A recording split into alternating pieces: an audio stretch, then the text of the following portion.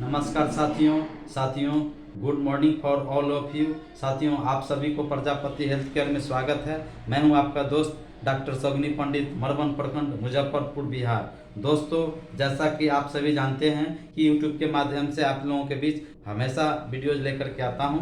और आपके बीच मैं प्रिवेंशन के बारे में, रोकथाम के बारे में भी मैं बात करता हूं और बीमारियों में क्या क्या आपका होता है, उसका साइन एंड सिम्टम्स क्या होता है, इस पर मैं हमेशा आपको बात करता हूं। दोस्तों, जो मेरे चैनल पर नए हैं, जो अभी तक सब्सक्राइब नहीं किए हैं, मेरा प्रजापति हेल्थ केयर चैनल है, चैनल को सब्सक्राइब कीजिए, लाइक कीजिए, कमेंट्स कीजिए और दोस्तों के साथ ज़रूर शेयर कीजिए और वीडियो को शुरू से अंत तक ज़रूर देखिए ताकि कॉन्सेप्ट आपको समझ में आएगा और आप जान पाएंगे। आज का वीडियोज बहुत ही महत्वपूर्ण होने वाला है। आज हम बात करेंगे जो महिलाओं में, जो ग्रामीण क्षेत्र के जो महिलाओं में जो होने वाले परेशानियों के बारे में मैं बात करूंगा। जो शिशु मृत्यु दर,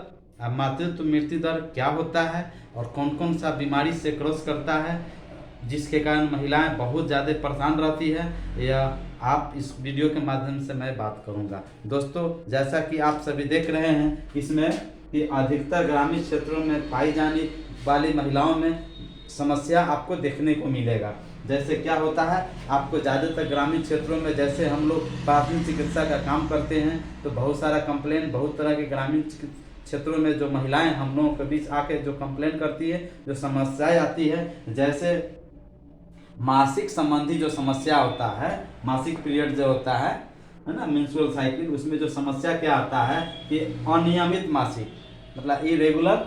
मासिक पीरियड, यानी अनियमित मासिक आएगा और मासिक आता भी है तो अत्यधिक रक्तस्राव होगा, अत्यधिक ब्लीडिंग आता है। उसके बाद मासिक के दौरान पेरू में दर्द, कमर में दर्द, जांघों में दर्द, यह कॉमन चीज़ है जो आपको ज़्यादातर महिलाओं में, खासकर ग्रामीण क्षेत्रों में जो पाए जाते हैं महिलाओं में, यह चीज़ आपको देखने को मिलता है। इसके साथ साथ जो होता है, खून की कमी आपको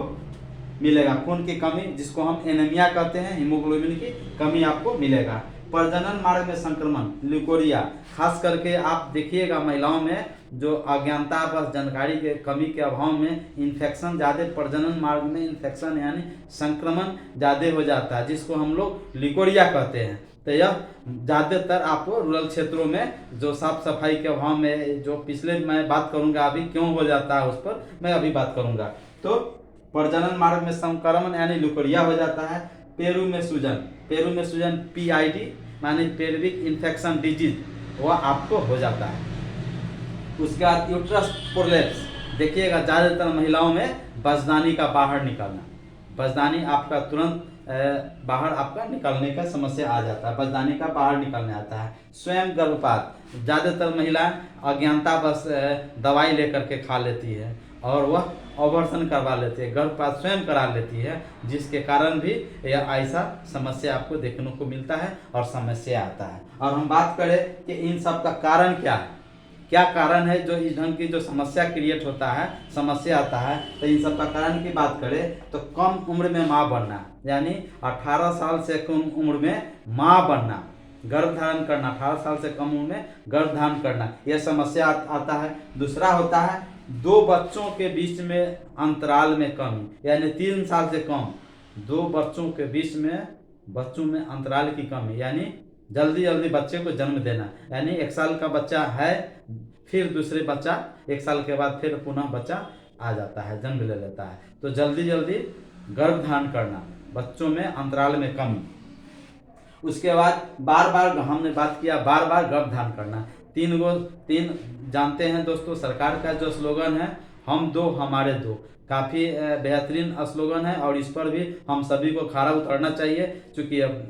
जब सुखी परिवार चाहिए तो छोटा परिवार खुशियाँ अपार, जो कहावत है यह गलत नहीं है, स्लोगन जो बताया जाता है सरकार की तरफ से यह गलत नहीं है, इसलिए छोटा परिवार चाहिए ही चाहिए, हम दो हमारे दो। तो 4 बार से 5 बार अत्यधिक बच्चे जन्म देना, यानी गर्भधारण अत्यधिक करना। दूसरा होता है सफाई में कमी, लोग साफ सफाई पर ध्यान नहीं देते हैं, जो जिसको हम लोग हाइजीन कहते हैं, व्यक्तिगत स्वच्छता कहते हैं, उस पर लोग साफ सफाई पर ध्यान नहीं देते हैं, जिसके वजह से संक्रमण होता है, इन्फेक्शन होता है और बीमारी का कारण होता है। उसके बाद असुरक्षित प्रसव,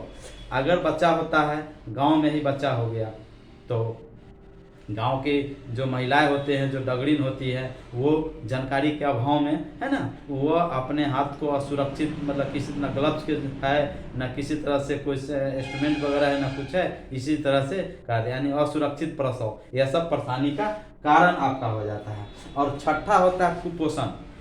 माँ अगर बहुत लीन एंड थीन है, कम उम्र में वो शादी हुआ है, कम उम्र में वह माँ बन गई है, ठीक है, और उसकी जो लड़की है वह बहुत ही कमज़ोर है, दुबला पतला है, वेट लॉस है, अत्यधिक है, जिसके कारण कुपोषण है। यह सब ऊपर में जो समस्या बतला है, यह सब उसी सब के कारण है, परिणाम है। अब हम ये सब विश्लेषण अगर करते हैं तो विश्लेषण के में जानकारी क्या मिलेगा, ये समस्त जागरूकता का अभाव।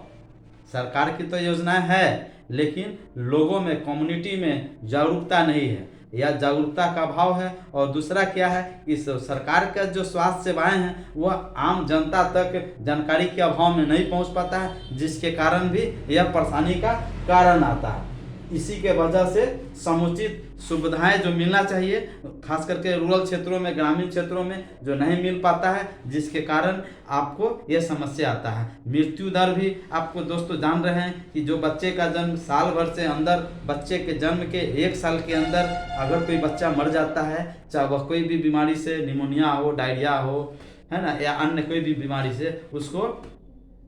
शिशु मृत्यु दर कहा जाता है। अगर वही बात करें कि मातृत्व मृत्यु दर, तो बच्चे के जन्म के 45 दिनों के अंदर, 42 दिनों के अंदर में माँ की मौत हो जाता है, उससे मातृत्व मृत्यु दर कहा जाता है। तो यह सब सारी जो समस्याएं आती है, ये समस्याएं आने के कारण है कि आपका जो है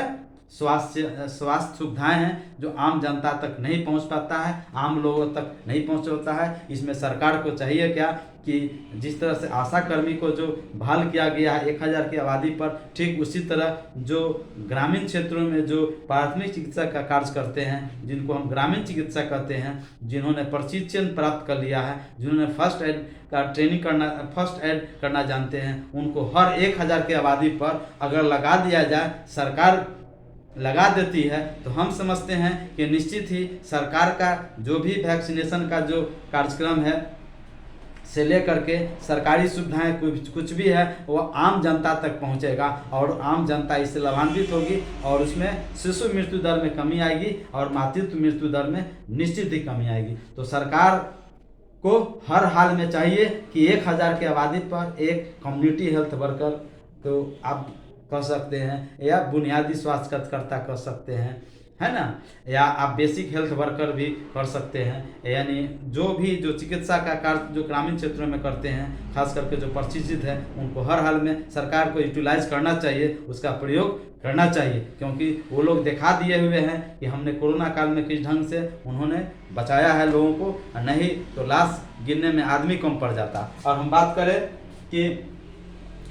करें तो दोस्तों, जैसा कि आप सभी जानते हैं कि लगभग पर डे भारत में 68,500 बच्चे जन्म लेते हैं। एवरेज 24 घंटा में